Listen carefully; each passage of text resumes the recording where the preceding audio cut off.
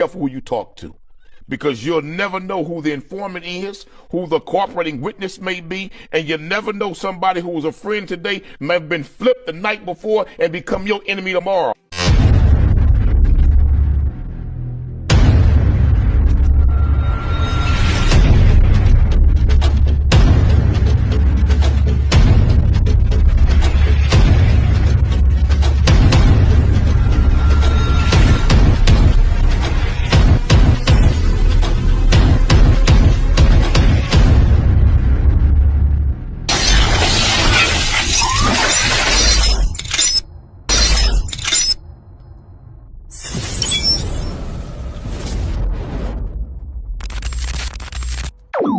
About humanity, putting truth in these lines, while they busy feeding lies.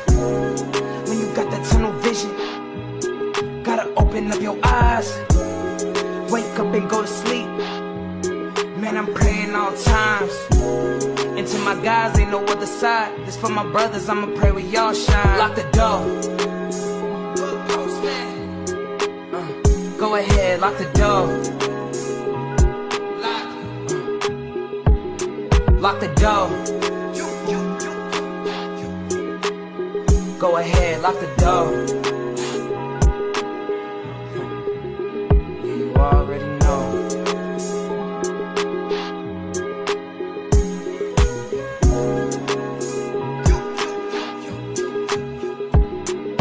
Depending on the lessons, some people eat, some people learn. But the game is going to send you big.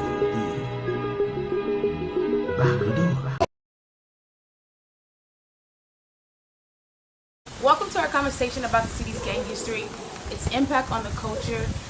Today I'm joined here by Melly, who has a unique perspective on the complex issue. Welcome, yes, Melly. I do. But let me say this. Professor Melly Mill, Dahoodpostman, as everybody knows, I'm a thought leader, influencer, and content creator. And I've been delving into this subject matter for many, many, many years, and I'm actually come from it from an early part of it, from 1972. Also knew Stanley Tookie Williams personally, Mac Thomas. Never met Raymond, but I'm fully aware of who he was as an individual, and other individuals that played significant roles in the Crip movement. As the motto then was, Crips don't die, they only multiply. But okay, let's get back to your question. Well, I want to ask you, can you share some of your perspective and insight on the city's, gang community, how it evolved, and the impact on the city's, on the impact of the gang community, the impact on the culture, and the impact in hip hop? And thank you for that question. Good to be sharing time and space with you as well. The impact was like overwhelming, because I come from an era where we grew up in the 60s, where the guys would run and they would climb trees and shoot marbles and ride bicycles with girls, hopscotch, tetherball, play jacks. So I come from that era in the 60s where we grew up in a very normal setting. Compton was very, very clean. The lawns was manicured. The kids were respectable, and it was just a different time. But as things evolved, one thing I like to point out, 1968, one of the best things that ever happened to us, and this is pre-gang history, right, was James Brown. He wrote a song that said, "Say it loud, I'm black and I'm proud." That song right there had more impact and effect on the community, anything else. I give it to civil rights. Matter of fact, Martin Luther King was there. But this is about deep in the root. And when you go deep in the root, you got to go all the way back and then bring it up to the present time. So when you think about Martin Luther King, one of the things he said, that he believed that unarmed truth and unconditional love would have the final say-so. And I honestly want to believe that, but how do we get there? Right. So if you think about in terms of 1968 and everything that's going on, so prior to the gangs coming into play, we had the Black Panther Party, we had the US organization, and we had other rebel rousers, outlaws. You had the Slawsons and all these businessmen and all these other guys that was born, which today are now social groups. they also existed, and I think a lot of them at some point became Black Panther Party. So if you think about what happened in 1968 when COINTELPRO was initiated, because there was something so powerful and so that it was energy driven, and the frequency was so heavy within our community that it scared white folks. Right. It literally scared them, because now you're seeing, when you're talking about the Black Power movement, that was the family that held that together. It was the wife, the kids, the husband. Everything was together. It was a collective. And what happened when J. Edgar Hoover initiated COINTELPRO against the Black Panther Party? So think about this. It was 1969. Raymond Washington came about. He created the Crips in 1969, right?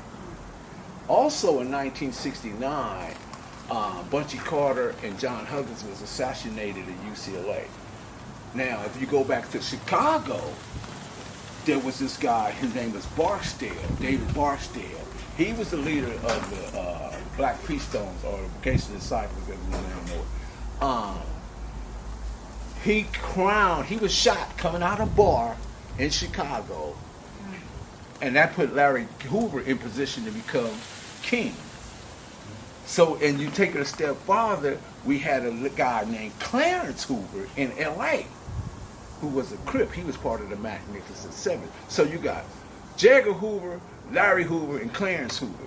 I mean, is that a coincidence? So what we got right there, Yeah. You know what I mean? So if you look at it, so the trajectory that we was on was the Black Power movement, right?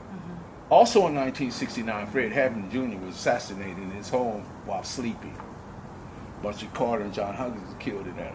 So if we had to follow that, I don't think that the Crips would have been who they are. Although Raymond Washington, when he created Crips, he actually had a political agenda associated to the Crips. He wanted us to actually have a seat at the table.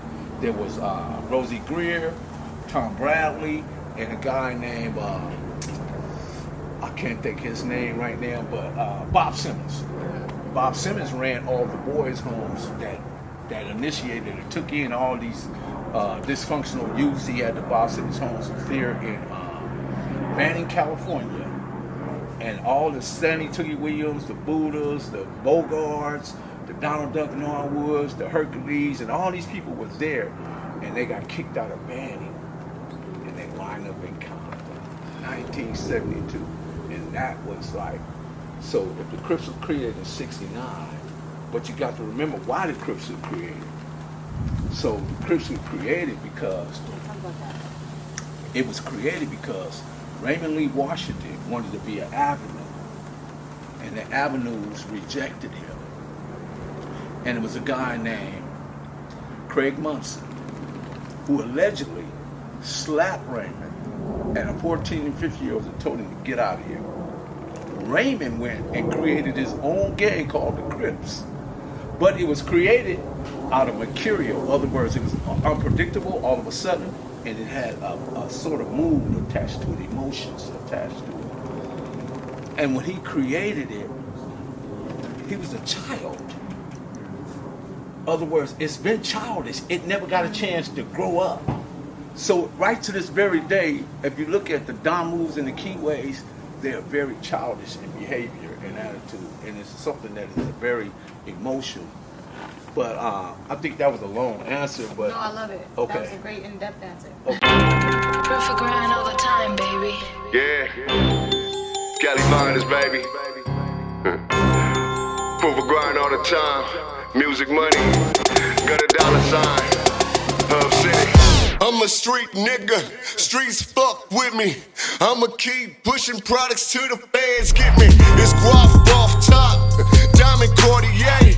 That nigga wall won't give a broke bitch the time of day. They see me climbing. They see me shining.